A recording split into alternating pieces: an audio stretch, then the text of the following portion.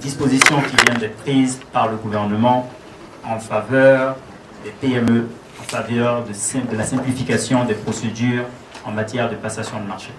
Première mesure, nous venons de relever les seuils de passation de marché de 30 millions de francs CFA à 100 millions de francs CFA pour l'ensemble des structures et institutions de l'État, l'ensemble des sociétés d'État, à l'exception des collectivités territoriales qui restent à 30 millions de francs CFA. Première mesure que nous venons de faire. Deuxième mesure, nous venons d'alléger les conditions d'exigence et de validité des pièces demandées lors des appels d'offres. Par le passé, vous deviez déposer les pièces administratives, donc notamment l'attestation fiscale et l'attestation sociale, au tout début du processus. Aujourd'hui, ces pièces ne sont exigibles qu'au moment de l'approbation du marché. Donc vous n'avez pas besoin de les donner quand le marché ne vous a pas été encore attribué.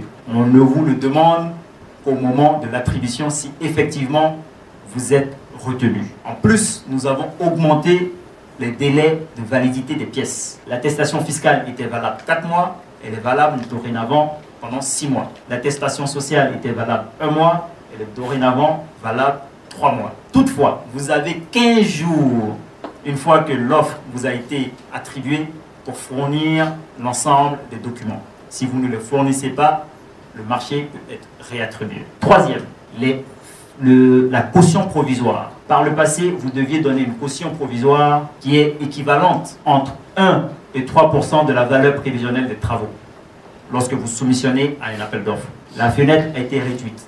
Le cautionnement provisoire, maintenant, dorénavant, doit être situé entre 1 et 1,5% de la valeur prévisionnelle des travaux. 4. Nous avons fixé un quota de 20% de la valeur prévisionnelle des marchés que nous souhaitons voir attribuer aux PME.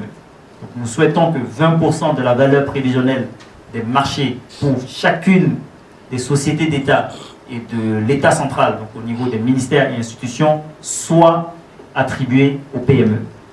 Ce n'est pas obligatoire.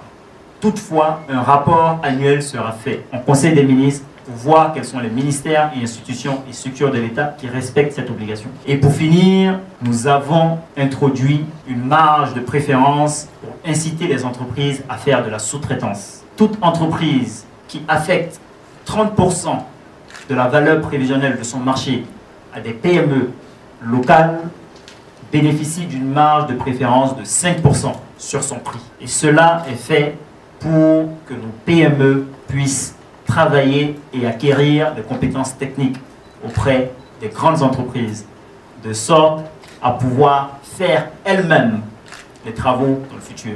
Toutes ces dispositions qui sont prises par le gouvernement vont dans la droite ligne de la vision du chef de l'État de faire en sorte que nos PME contribuent effectivement au développement de notre économie. Nous pensons qu'il n'est pas possible de bâtir une économie forte sans un secteur privé local fort. Nous pensons qu'il est bon de créer des champions nationaux. Nous pensons que cela est possible dans une économie libérale, parce que nous sommes une économie libérale.